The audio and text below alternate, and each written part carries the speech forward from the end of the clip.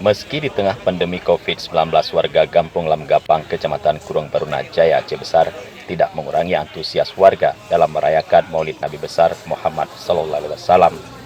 Peringatan Maulid tersebut dipusatkan di Menasah setempat. Sejak pagi, warga Kampung Lamgapang telah mendatangi Menasah untuk menyiapkan masakan kuah belangong.